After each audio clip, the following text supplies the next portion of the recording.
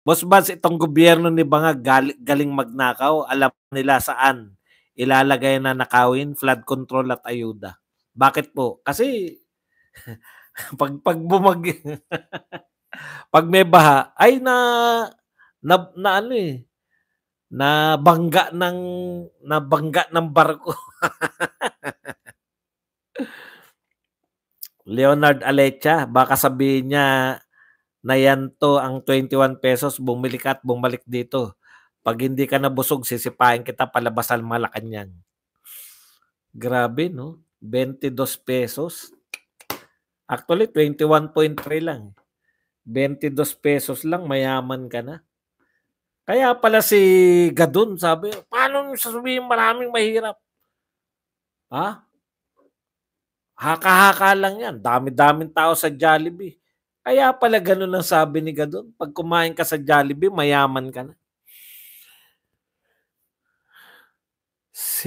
Sinalya ni Doc Badoy si Bangag sa National TV, sinabi niya, Prof. Badong, lango sa drogang commander-in-chief ng Pilipinas. Alam niyo, madali naman pong patunayan na ano, no? Kaya lang, dehin bokik eh. Napakahirap po nun kasi bakit po putok na putok? Makahalata kayo, Mr. President. Bakit ang daming sumusuporta sa bill ni Congressman Pulong? Dahil yan sa inyo eh. Dahil gusto nila na mapuwersa kayo na magpa-drug test. Biruin nyo, may batas tayo na magda-drug test lahat. Puwera Pangulo, pwede ba yun? In-specify ron, including the President.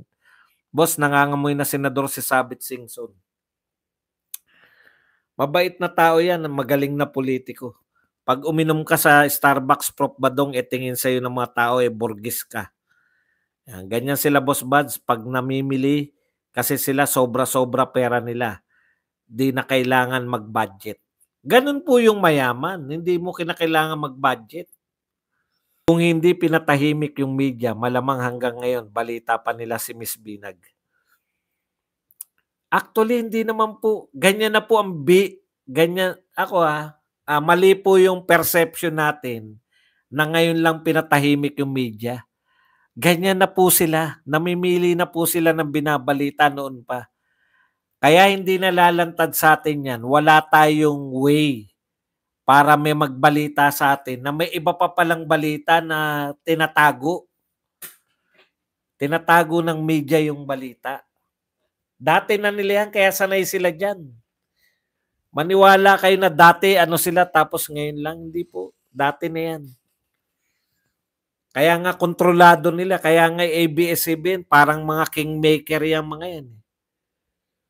Di ba? Nung unang panahon. Huwag ka magpakalbo kasi hair follicle lahat ng vloggers din daw. Ako nga gusto ko eh. Sana merong merong na isang rally na meron doon na meron libreng hair follicle test. Mag-volunteer muna yung mga vloggers muna. Payag ako ron. Boss Bans, totoo ba na may interview si Amy sa GMA? At matatapat ba na bangag si BBM? Aba, wala po ako idea. Di pag nariyan na, di magre-react tayo. Yung balbas ang gamit ni Banat Bayan hair follicle test. Ang sabi ko sa rally. Atin ba na rally ang mga yan? Nag-aalaga ng kutis nila. Boss Badge, yung boss ng Smartmatic daw, nagpahuli at nagsabi ng totoo sa suhol. Yan, nasuhulan.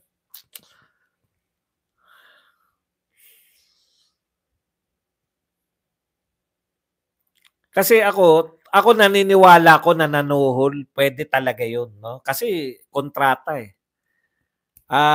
Kung nakakakontrata ka ng ganyan, depende na lang kung talagang yung sinasabi nyo na dadayain pa nila. Yung makuha mo lang yung contract, sapat na yun eh. Pero kung mandadaya pa sila, gusto pa nilang dumoble pa kita. Sa Lunes daw maghain ng impeachment si BP Inday Sara. Kay BP Sara, alam nyo, patapon na tong gobyerno na to. Pag in-impeach nila si BP Sara, para na talaga sila. Noon nananawagan sila ng BP Sara resign. Sara resign, 'di ba, sa DepEd, mag-resign na. Nung nag-resign siya, nakita nila na para silang nakahanap ng kasi imagine niyo nung bahagi pa si BP Sara ng administration. Siyempre nag-aawat din siya ng pagbira, 'di ba? Kaya nga marami sa amin, BP Sara, bumira ka na. O nung nag-resign, ilang araw lang bumira na. Masakit ang ulo nyo si Sara Duterte. Nag-resign pa lang yan, Vice President pa siya. Tapos ngayon gusto nyong tanggalin, binoto yan ng tao. No? Tatanggalin nyo sa walang kakwenta-kwenta. Diyan ba sa 125 na yan? Ang madidiinan niyan kung illegal yan, yung boss nyo. Siya nagbigay niyan eh. Kaya matataplaugan kayo, no? Matataraugan kayo pagka si BP Sara in-impeach nyo. Kasi maski kami ngayon, nag-aawat kami ng mga panawagan na yung manawagan. Hindi kami nananawagan na kanya-kanya lang. May nananawagan na magpunta ng EDSA, ganun. Pero kami hindi na mangingimi pag ginawa nyo kay BP Sara yan. 'Di ba? Kumbaga, magtsatsaga kami sana hanggang 2028. Magtsatsaga kami 2025, ipapanalo namin yung mga senador namin. 2028, ipapanalo namin si BP Sara. Lalaban kami ng parehas. Pero kung tatanggalin nyo na yung tsansa namin na magkaroon ng magandang kinabukasan ng Pilipinas, tatanggalin nyo na yung chance na sabotohan. Kasi pag impeach nyo yan at napakulong nyo o napaano nyo, di bawal nang tumakbo yan. Yun yung sinasabi ko. Pinagtsatsagaan namin yung electoral process. Pupunta kami, boboto kami, mangangampanya kami sa mga senador namin. Boboto kami, mangangampanya kami kay BP Sara sa 2028. Tapos tatanggalin nyo yung chance na magkaroon ng magandang pinuno sa 2028. Ano pa tinira nyo sa amin? Wala na kayong tinitira sa amin eh. Ano pa tinitira nyo sa amin para democratic space? Wala na. Yan ang pinakamalaki yung pagkakamali. So far, ongoing po ang meeting next rally, but tomorrow nasa EDSA po kami, Kuya Bads. Sasama na rin kayo sa EDSA. Ano ba bukas? Yan ba EDSA Friday? Po, mukhang palakas ng palakas yan. Ayan na nga eh. Kung i-impeach nyo, kung sisimulan nyo yung pag-impeachment kay BP Sara, wala na kaming way. Magtsatsaga na nga sana kami na maghintay na hanggang 2028. Yung mga democratic space, tatanggalin nyo na lahat. Bakit pa? Para saan pa yan? Bakit pa kami magdadadak-dak-dak lang? Hindi na sapat yung pagdakdak pag ginawa nyo na ng Kaya wag kayong manalangin. Tuwan-tuwa kayo. Sasabihin nyo, si Marcos pa rin naman presidente. Tandaan po ninyo, no? Hindi naman immediately, pagkamatay ni Ninoy, yung matuto kayo sa kasaysayan. Namatay si Ninoy. Hindi man, pagkamatay ni Ninoy, ano na kagad eh. EDSA Revolution na agad eh. Ilang taon pa? 1983, 1986, 3 years. Tignan nyo nga yung build-up papunta sa EDSA Revolution, 3 years. Taon. Kaya huwag kayong matuwa na, presidente pa rin. Gumigising sila, presidente pa ba si Marcos? Presidente pa rin. Kawawa naman yung mga Puta kami. Kahit na ano ng bintang sinasabi sa inyo. Hindi na nga pinabubulaanan si Binag. Si Kati Binag. Wala na ngang. Tapos gagawan nyo ng kwento ng impeachment. Mayroon na kami. No? Mayroon na kami na Anong tawag do'n? Mayroon na tayong karanasan diyan, eh, na 'pag wala na talagang matakbuhan ng mga tao,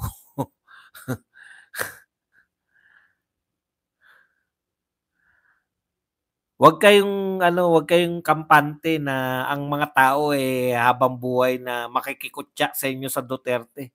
Hindi ba kayo marunong tumingin ng mga survey? Yung mga totoong survey, hindi yung Octo Arts ang ano, sa mga totoong sa Octa Art Survey, yan, panalo kayo dun. Correct. When push comes to shove, we will make an oven. And wag nyo kami sagarin kung gusto nyong matapos. Ayun, yun yung gusto kong sabihin, eh. No? Ang gusto kong sabihin, pinag-resign nyo si BP Sara, nag-resign siya, sakit ng ulo ninyo. Ngayon, sa ano nyo na impeachment, world record yan, 2 Marcos, 2 natanggal sa pwesto. Kasi, hindi nyo kami tinitirhan ng ano, eh. Nangangarap kami na may maganda pang bukas sa Pilipinas. Dito sa administrasyon na to, mag-amina na tayo. Wala, eh. Naiibsan ng kahirapan, nalulutas ang kahirapan dahil minamanipulate yung numero. Sasabihin, sasabihin ng anong oras ba yan? Baka pag libre ako, makapunta ako riyan sa EDSA.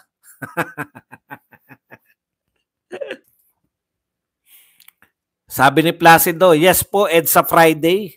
Dumadami na yung kalahok na EDSA Friday. Tawa-tawa lang kayo dyan. As per advice ng mga bossing. Meron ng basbas ng mga bossing. Alam nyo naman kung sino bossing ng maisog. Siyempre, ano na yan, yung build up.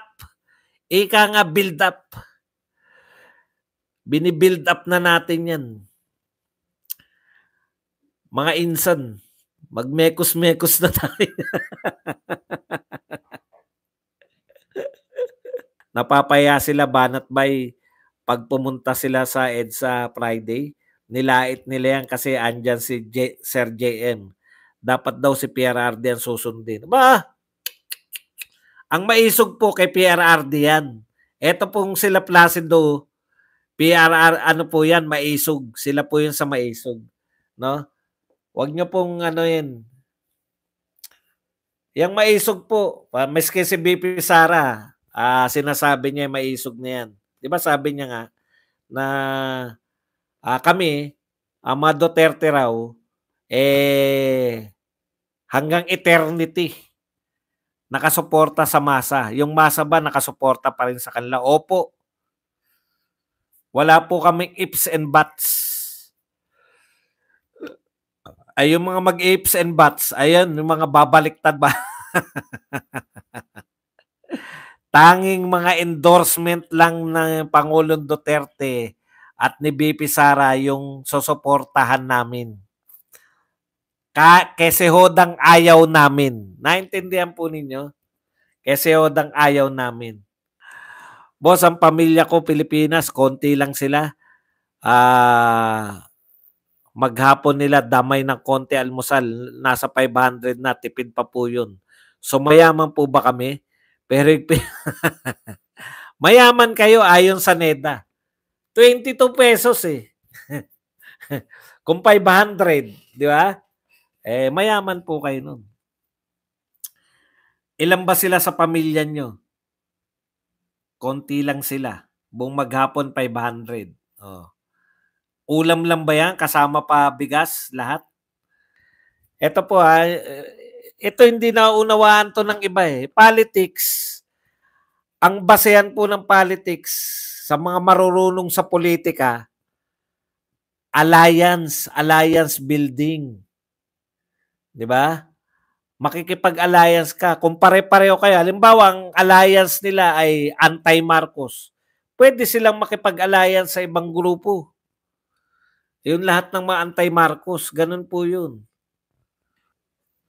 Boss, pinapakain sa palad ng gobyerno ito mahirap para maging sunod-sunuran na mahirap. Hindi rin naman po susunod sa kanila.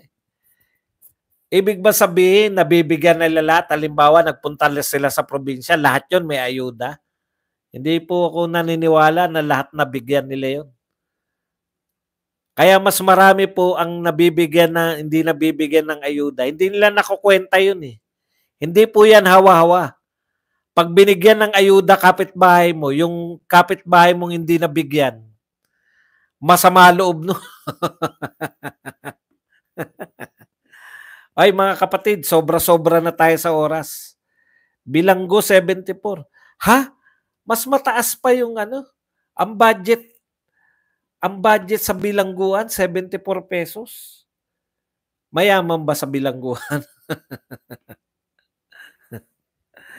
Nagpagamit kasi tayo sa Marcos yan tuloy.